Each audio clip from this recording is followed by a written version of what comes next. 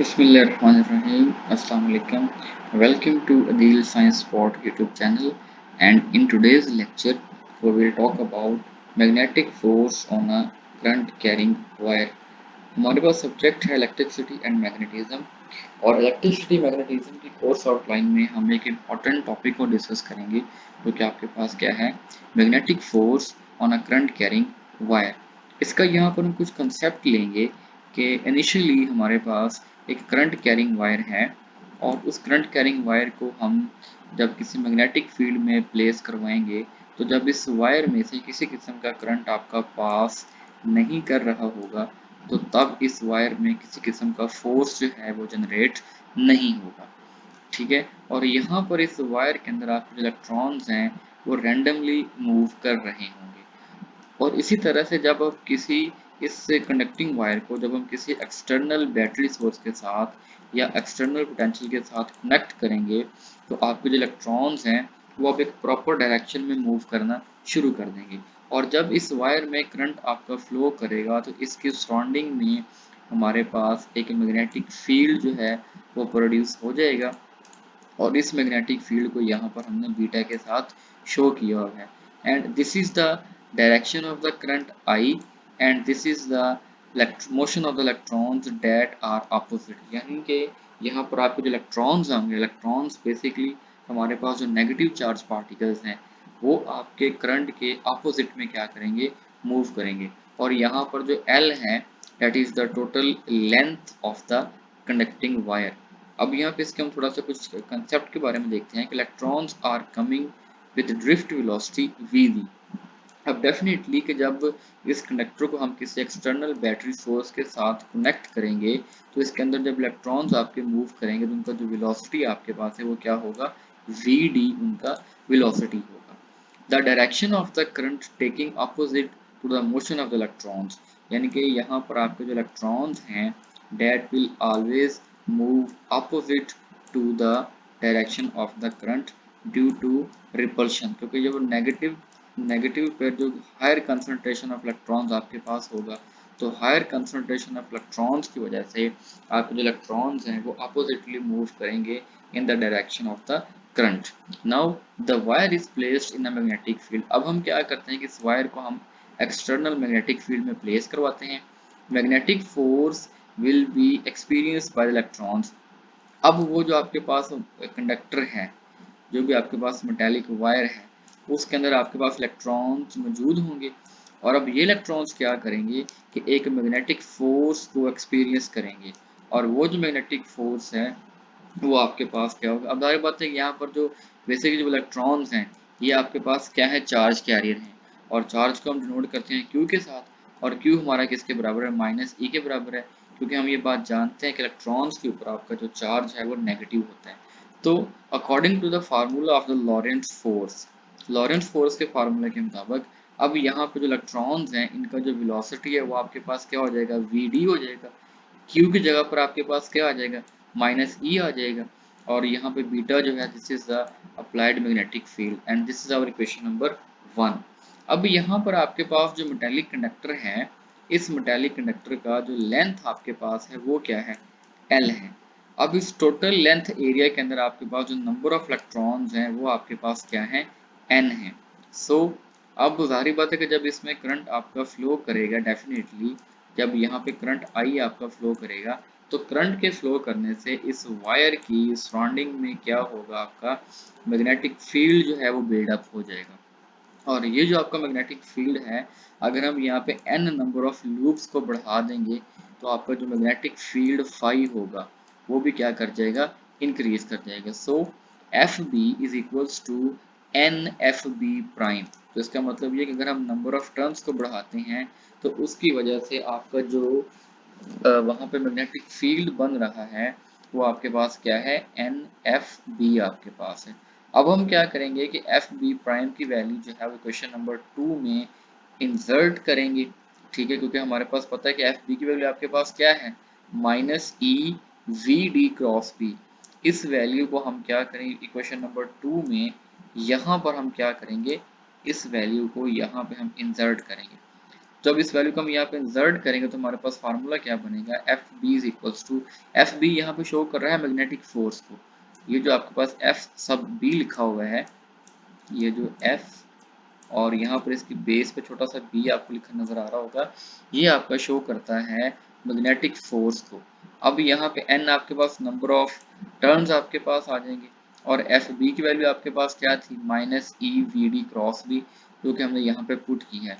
जब इसको मल्टीप्लाई करेंगे तो आपके पास क्या बन जाएगा, minus n e we D cross B. तो ये हमारे पास फार्मूला बन जाएगा मैग्नेटिक फोर्स का। अब लेट के ए जो है ये आपके पास है cross sectional area of the wire.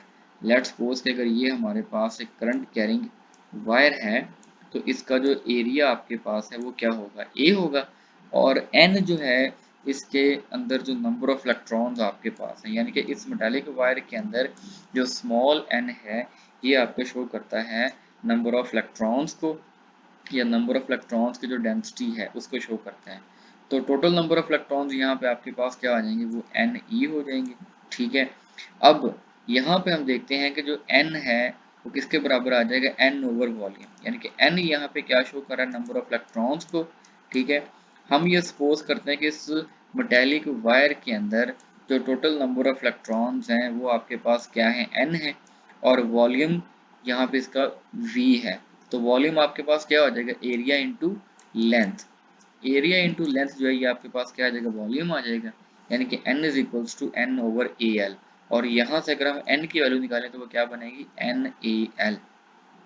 अब ये जो n की वैल्यू है इसको हम इक्वेशन नंबर 4 में क्या करेंगे, इंसर्ट करेंगे। इक्वेशन नंबर 3 में जब इसकी वैल्यू को हम इंसर्ट करेंगे, sorry, n is equal to N A L, इसकी वैल्यू को जब इक्वेशन नंबर 3 में हम यहाँ पर इंसर्ट करेंगे तो what will we get, F B is equals to minus N A L, यानी कि जो n की वैल्यू वहाँ पर हमने रिप्लेस कर दी वो आपके पास क्या आई, minus N A L E we D cross B. ई आपके पास यहाँ पे इलेक्ट्रॉन्स हैं, वी आपके पास है ड्रिफ्ट वेलोसिटी ऑफ इलेक्ट्रॉन्स, और बी जो है ये आपके पास क्या है, magnetic force. Time taken by electron to cross the length element of the wire.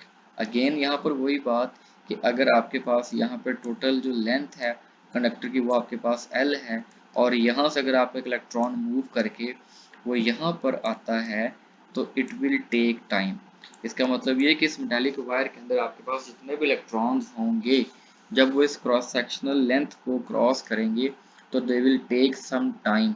तो यहाँ पर इसकी जो वेलोसिटी है वो आपके पास क्या है, vd है, तो t आपके पास यहाँ पे क्या आ जाएगा, लेंथ ओवर v आपके पास यहाँ पे वेलोसिटी आ जाएगा। हम लोगों ने यहाँ पे फार्मूला यूज किया है s is equals to v t, ये हम लोगों ने प्रीवियस में ये सारी बातें पढ़ी हुई हैं।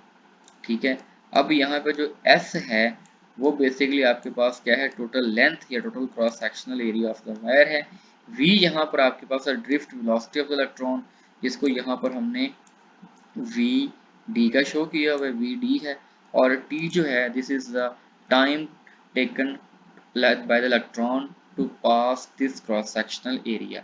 अब current I during this time वो आपके पास डेफिनेशन ऑफ द करंट आपके पास क्या होगी, I is equals to q over t, और यहाँ पे जो करंट आपका पास करेगा वो किसके बराबर होगा, total charge over time taken.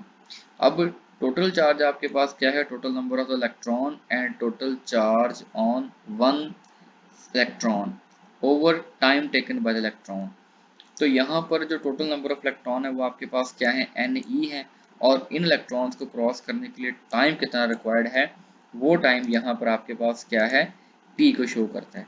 तो यहाँ से फिर टी की वैल्यू आपके पास क्या बनेगी, N E over I, this is the value of the T, और N is equal to N A L, ये हमें पता है।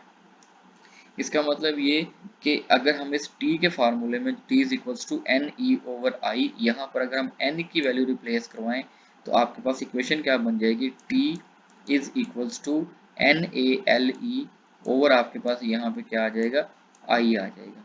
अगेन n यहाँ पे total number of electrons, a जो है area of the cross section of the wire, l is the length of the wire, and e is the number of electron. अभी यहाँ पे हमारे पास जो क्वेश्चन नंबर 5 है जो कि t is equals to L over VD, equation number 5 और ये इक्वेशन नंबर 7। अगर हम इन दोनों इक्वेशंस को आपस में कंपेयर करवाते हैं तो कंपेयर करवाने के बाद हमें क्या मिलेगा, NaLeI which is equal to, ये आपके पास क्या आ जाएगा, L/VD। जब इनको हम क्रॉस मल्टीप्लाई करवाएंगे तो आपके पास क्या आ जाएगा, NaLeVD which is equal to IL। और यहाँ पर अगर आपके पास जो इलेक्ट्रॉन्स है तो इलेक्ट्रॉन के ऊपर जो चार्ज है आपका क्या होता है, नेगेटिव चार्ज होता है। डेट्स वाई यहाँ पर आपके पास क्या आ जाएगा, -NaLeVD इंटू IL। तो यहाँ पर the vector VD and L are in opposite direction, यानी कि जो drift velocity VD of the electrons है वो हमेशा जो लेंथ एलिमेंट है उसके क्या होगी, अपोजिट होगी। यानी कि अगर वो जो लेंथ एलिमेंट का जो एरिया है उस लेंथ लेंथ एलिमेंट के एरिया में हमने जो करंट आई अप्लाई किया है, अगर उसका डायरेक्शन आपके पास कुछ इस तरफ को है तो जो नेगेटिव इलेक्ट्रॉन्स होंगे उनका जो वेलोसिटी वेक्टर है कुछ इस तरफ को होगा। इसका मतलब ये कि जो drift velocity of the electron है that is always opposite to the current flowing in the conductor, यानी कि करंट के हमेशा अपोजिट में इलेक्ट्रॉन्स का डायरेक्शन होगा और वो जो वेलोसिटी आपके पास होगा VD होगा।